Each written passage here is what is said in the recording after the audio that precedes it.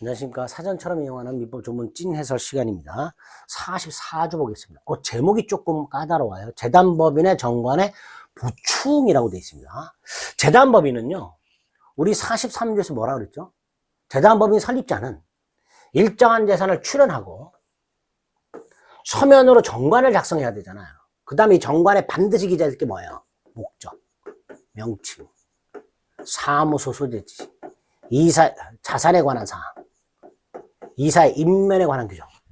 이게 정관의, 재단법인 정관의 필요적 기재사항이잖아요. 그런데 목적, 명칭, 사무소 소재지, 자산에 관한 사항, 이사의 인면에 관한 규정 중에서 조금 덜 중요한 게 있어요. 뭐? 명칭, 사무소 소재지, 이사의 인면. 이거 조금 덜 중요하죠. 재단법인이란 건 재산, 출연해야 되니까 자산, 이 제일 중요하고요.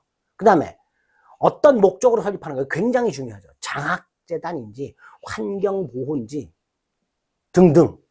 그런데 재단법인을 설립하려는 사람이 목적과 출연하고자 하는 재산은 정했는데 나머지 명칭이라든가 사무소 소재지라든가 이사의 인면에 관한 사항을 정하지 않고 사망을 해버렸어요. 그럼 재단법인 설립은 스탑이 될 거 아니에요.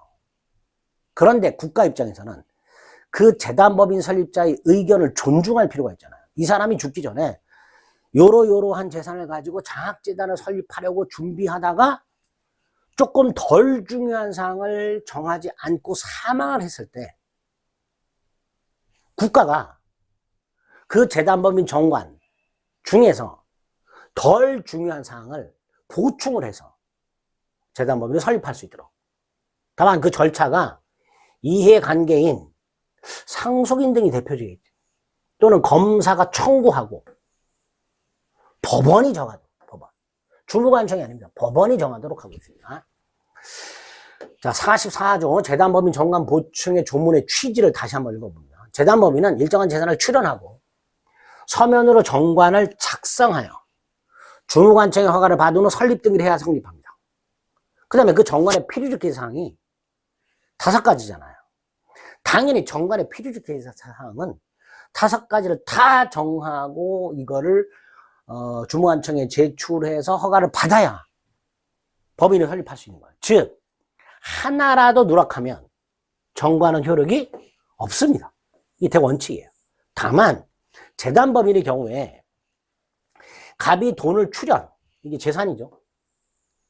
소년소녀 가장을 위한 장학재단, 목적이죠.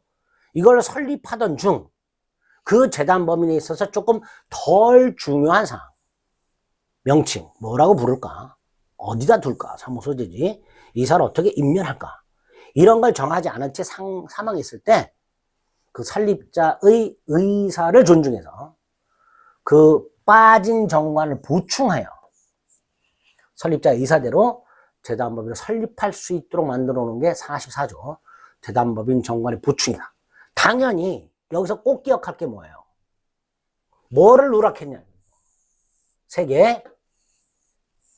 따라서 목적 관련된 것과 자산에 관한 건 반드시 정해져 있어야 돼요. 이 목적과 자산까지 보충할 수는 없습니다. 명칭, 사무소 소재지, 이사의 인면, 이 3가지. 그 다음에 이해관계인 또는 검사의 청구가 있어야 되는 거예요. 국가가 직권으로 못합니다. 3번째, 주무관청이 아니라 법원이 정한다는 거. 이런 것들을 좀 조심해서 44조는 봐주시면 됩니다. 조문 다시 한번 봅니다. 재단법인 설립자가 재단법인의 가장 중요한 게 2가지란 말이에요. 목적과 재산. 근데 나머지를 정하지 않고 사망했을 때 이해관계인, 대표적인 게 이제 상속인 등이 되겠죠. 이해관계인 또 검사의 청구에 의해서 주무관청이 아니라 법원이. 자, 이때 법원은 어디냐? 비송사건절차법에 규정이 되어 있습니다. 그러니까 재단법인을 보충하려면 이해관계인이나 검사가 법원에 청구해야 되잖아요. 그럼 어느 법원에 청구하느냐의 문제가 생기잖아요. 그런데 예를 들어서 사무소 소재지를 정하지 않은 경우, 아까 3가지잖아요. 정하지 않은 게. 명칭, 사무소 소재지, 이사 인면이잖아요. 그 중에 만약에 사무소 소재지를 정했어. 재단법인 설립자가 사무소 소재지를 정했다면 거기다 하면 되겠죠. 근데 조문에 이런 것도 없잖아요. 명칭을 정하지 않았다, 사무소 소재지 정하지 않았다, 이사. 그래서 한꺼번에 어디다가 청구하느냐? 법인 설립자 사망 시 그 설립자 주소지, 설립자 주소지 지방법원 관할하더라고요. 만약에 설립자의 주소가 국내에 없어. 국내 주소가 없을 때 거소가 주소가 되죠. 그죠? 그 사망시 거소 또는 법인 설립지 지방법원이 관할하도록 하고 있습니다.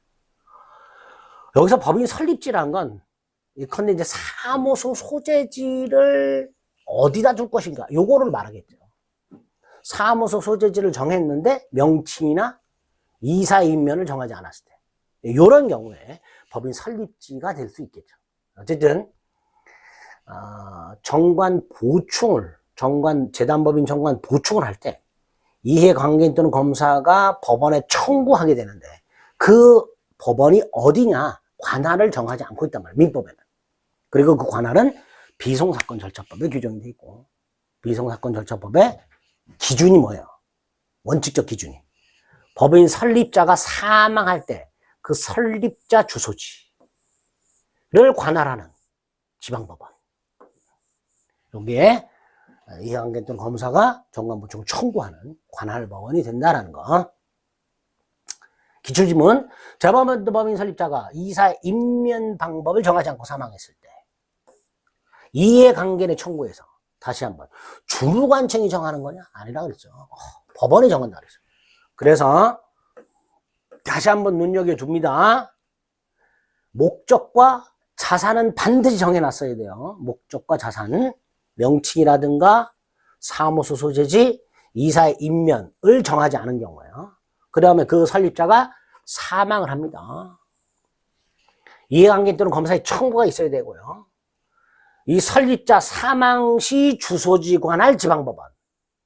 설립자 사망 시 그 설립자의 주소지를 관할하는 지방법원이 관할법원이 된다. 이렇게 44조를 이해하시면 되겠습니다.